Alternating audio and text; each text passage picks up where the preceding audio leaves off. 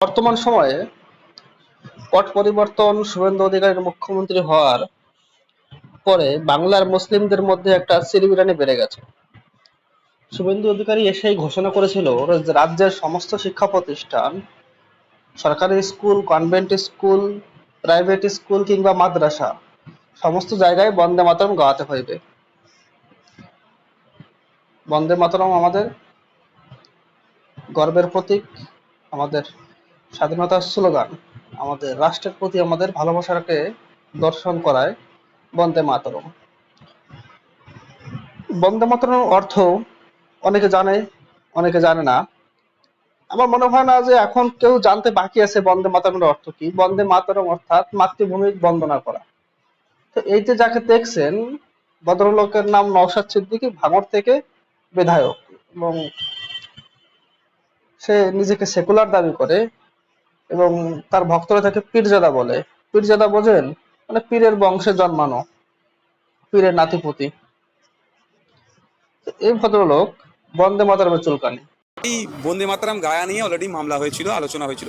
Supreme কোর্টের একদম নির্দেশ, যে নির্দেশ, এবং সাথে সাথে এটাও বলি আপনাদের সেন্ট্রাল হোম মিনিস্ট্রির নির্দেশ আছে যে আপনি গাইতে পারেন, অর্থাৎ জোর করে চাপিয়ে দিতে পারবে না, সম্মান দিতে হবে আপনাকে। এবং এটাও বলি যে আপনার ঠিক মনে আসছে না, আমি জাস্ট ছেড়ে রাখছি এখন, আপনি জোর করে চাপিয়ে দিতে পারবেন না, কারণ ইচ্ছায় গাইবে কিন্তু অপমান করতে পারবেন না। ঠিক একইভাবে বন্দে মাতরম বলার গাওয়াটাকে মুসলিমদের উপরে চাপিয়ে দেওয়ার চেষ্টা হচ্ছে। আর্টিকেল 25, আর্টিকেল 30 পরিপন্থী, সুপ্রিম কোর্টের অর্ডারের পরিপন্থী, এটা অসাংবিধানিক মনে করছি। এটা নিয়েও আগামী দিনে আমরা আইনি চ্যালেঞ্জ করব। সে বলছে শুভেন্দু অধিকারী, পশ্চিমবঙ্গ সরকার মুসলমানদের উপর বন্দে মাতরম চাপিয়ে দিতে পারে না জোর করে, কারণ বন্দে মাতরম অর্থাৎ আমি মাতৃবন্দনা করছি।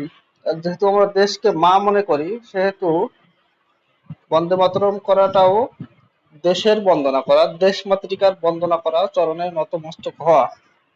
আর মুসলিমরা বিশ্বাস করে একমাত্র আল্লাহর সামনে ছাড়া কারো সামনে মাথা নত করা যাবে না, একমাত্র বন্দনার যোগ্য আল্লাহ। কারণ কোরআনেও বারবার আল্লাহ একই কথা বলেছেন এবং হাদিসেও আল্লাহর নবী মোহাম্মদ একই কথা বারবার ঘোষণা করেছে। সেহেতু যদি আপনাকে একজন মুসলিম হতে হয়, তাহলে আপনাকে অবশ্যই আল্লাহ ছাড়া কারো সামনে মাথা নত করা যাবে না। এটা যদি করেন তাহলে সেটা শিরক হবে এবং আল্লাহ সমস্ত গুনাহ মাফ করলেও শিরক মাফ করবে না। অর্থাৎ আপনার জান্নাত কনফার্ম, আপনার জান্নাত ক্যান্সেল, আপনার নাম জান্নাতের লিস্ট থেকে বাদ যাবে।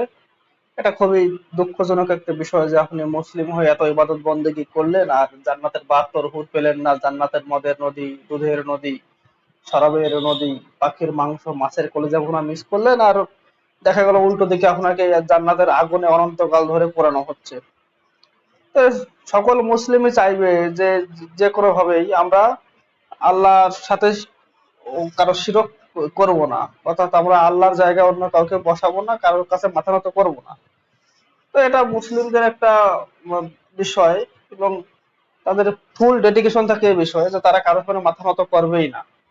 কিন্তু আমার প্রশ্ন অন্য জায়গায়। এই নওশাদ সিদ্দিকী পীরজাদা, এর পারিবারিক ব্যবসা কিন্তু পীরের ব্যবসা। এর ফুরফুরা শরীফে একটা কবর বানানো আছে, এখানে তার মুরিদরা যায়, কবর সামনে মাথা নেওয়ার মতো করে টাকা পয়সা দেয়, এদের থেকেই এদের সংসার এক সময় চলতো। পরবর্তীতে এখন সে এমএলএ হয়েছে, অন্যান্য কাজ বাজ করে। এর ভাই আব্বাস সিদ্দিকী, একজন আছে তোহা সিদ্দিকী, এর মুরব্বী, সেও দেখি বন্দে মাতরমের বিরুদ্ধে বলে।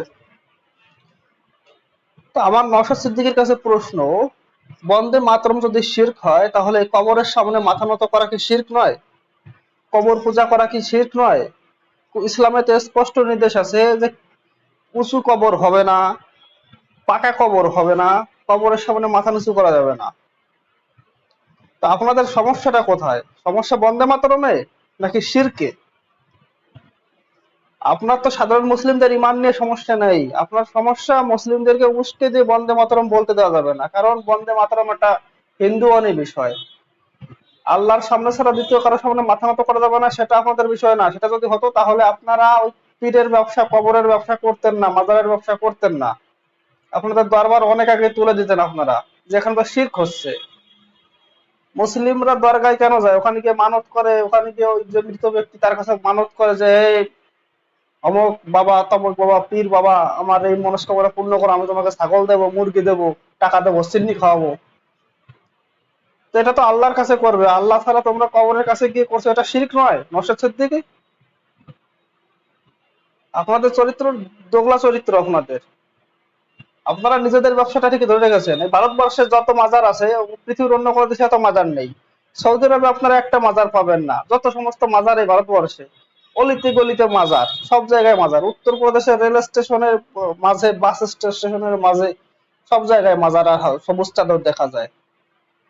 দিল্লিতে খুব নাম করা মাজার আজমের শরীফ, বিহারের বিহার শরীফ, বাংলায় ফুরফুরা শরীফ, কোথায় নেই মাজার? অথচ এই মাজার পূজা কিন্তু সম্পূর্ণরূপে হারাম। মাজার পূজা শিরক, মাজার স্থাপন করাটাই শিরক, হারাম, ইসলাম বিরোধী। তা আপনাদের তো সে নিয়ে মাথা ব্যথা নেই, কারণ আপনাদের ইনকাম বন্ধ যাবে সেই কারণে। আপনাদের সমস্ত চুলকানি বন্দে মাতরমে গিয়ে ঠিক আছে, যে মুসলিমরা বন্দে মাতরম বলবে না, কাউ জোর করতে পারবে না। আরে আপনি বলেন না কেন যে মুসলিম তোমরা মাজারে এসো না, মাজার পূজা শিরক? এই কথাটা কেন বলেন না আপনারা? আপনাদের তো নৈতিকতার অভাব। আপনি জনপ্রতিনিধি, আপনি সেকুলার, আপনি টুপিদারি মুসলিম, আপনি মুসলিমদের নিয়ে এত চিন্তিত, তাদের ইমান নিয়ে এতটা চিন্তিত যে আপনি কোর্ট কাছারি করতে পর্যন্ত প্রস্তুত বন্দে মাতরমের বিরুদ্ধে, কিন্তু মাজারের বিরুদ্ধে আপনাদের একটা কথাও শোনা যায় না কেন? আপনাদের চরিত্রটা পরিবর্তন করুন। আগে মাজার ব্যবসা বন্ধ করুন, তারপর বন্দে মাতরমের বিরোধিতা করুন। ধন্যবাদ সবাইকে।